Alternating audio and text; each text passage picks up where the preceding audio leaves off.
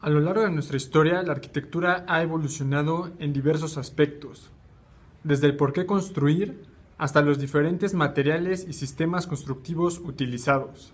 Hace miles de años, por ejemplo, se dio la astroarquitectura en grandes edificaciones, como en Stonehenge, la pirámide de Giza en Egipto, Chichén Itzá con los mayas.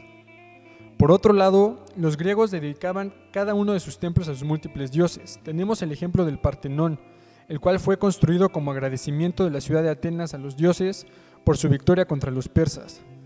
También está el caso que se desarrolló dentro de los periodos como el prerrománico, el románico, el islam y el gótico, donde la religión era el centro fundamental de la arquitectura y por lo tanto las iglesias y mezquitas fueron los mayores exponentes arquitectónicos de dichos periodos. En esta vida la mayoría de las cosas son cambiantes, evolucionan de una u otra forma, para bien o para mal. Desde hace miles de años, las culturas dedicaron la mayor parte de sus fuerzas a construir edificaciones de carácter religioso. Cada elemento, cada piedra tenía un porqué. Si nos detenemos un minuto a pensar, veremos que en la actualidad las cosas ya no son así. Hoy es muy difícil ver una obra de la dimensión y majestuosidad que dedicaban nuestros antepasados a la religión. Hoy la arquitectura tiene un fin distinto. Por lo tanto, haremos una síntesis del rumbo que tiene la arquitectura hoy en día en contraste con los periodos mencionados anteriormente, donde el hombre y la religión eran las dos claves fundamentales para la elaboración de edificios. Nuestros tres temas principales de estudio son la arquitectura prerrománica al norte de España, la divinidad a través de la iluminación y fundamentos arquitectónicos de Vitruvio empleados en el Renacimiento. Gracias al estudio de estos temas encontramos elementos muy importantes, como por ejemplo, en la arquitectura islámica había grandes características orientadas a la ornamentación, con patios y espejos de agua para mantener los espacios arquitectónicos muy frescos. Eran espacios abiertos y con muy buena iluminación. Dentro del Islam surgen dos elementos arquitectónicos muy importantes, la madrasa, que era la escuela y la más importante, la mezquita, la cual es un lugar de culto para aquellos que viven la fe islámica. Por otra parte, el prerrománico se desarrolla una arquitectura defensiva, con muros bastante gruesos y con muy pocas características de diseño, y ornamentación, tenía muy poca iluminación, eran espacios arquitectónicos bastante oscuros. Hay distintos puntos de vista externos que se deben de tomarse en consideración y que son gran interés para comprender el arte románico y especialmente la arquitectura.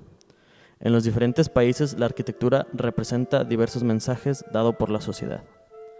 Schütz y Müller afirman, la arquitectura románica en Alemania fue responsabilidad de poderosos del imperio, ante todos los obispos y monasterios, pero también de emprendedores y de terratenientes. El arte gótico fue todo lo contrario al románico, se volvió una arquitectura bastante más ornamentada, con mayor diseño y mucho más iluminación, la cual se dio gracias a la sustitución de muros de piedra por muros de cristal y vitrales. Durante toda la Edad Media fue una ciudad catedralizada llena de vida, un mundo que vivía de la catedral y con ella, las casas apiñadas a sus pies, las calles atadas a sus pies. Para el hombre medieval, la luz era una manifestación divina, por lo tanto, las brillantes imágenes de las vidrieras de color le parecían como una imagen de las palabras de Dios. En el Renacimiento, el antropocentrismo provoca que la naturaleza humana sea proyectada en cada una de las obras artísticas renacentistas. No será hasta el siglo XV, en un contexto humanista, en donde los libros de arquitectura no sean estudiados como libro normativo, sino más bien como una fuente escrita. Según Delfín Rodríguez Ruiz, de Arquitectura de Marco Vitruvio Pulión, escrito durante la época de Augusto, es una arquitectura textual que cada época histórica pretendió hacer suyo, unas veces como aval para la revolución, para la renovación, otras como instrumento de la tradición e incluso de la reacción. Por eso es bien sabido que arquitectos, monarcas, historiadores, intelectuales, artistas, matemáticos y muchos más han intentado acercarse a la arquitectura por muchas razones. Serán estas investigaciones tecnológicas y el movimiento intelectual humanista y antropocentista que intervendrán en el trabajo de Leonardo da Vinci, Brunelleschi, Miguel Ángel, Andrea Palladio y muchos más. Durante el desarrollo de la arquitectura fue evolucionando su significado o su impacto en la sociedad.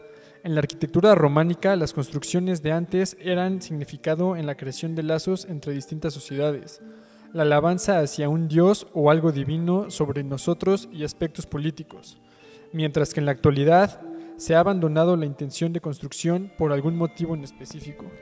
La arquitectura siempre se enfoca a un elemento y cómo se proyecta ese enfoque.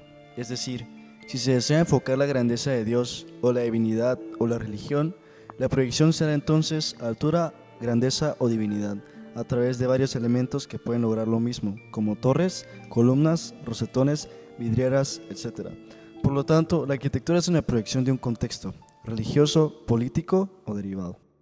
Hoy en día la religión ha quedado a un lado.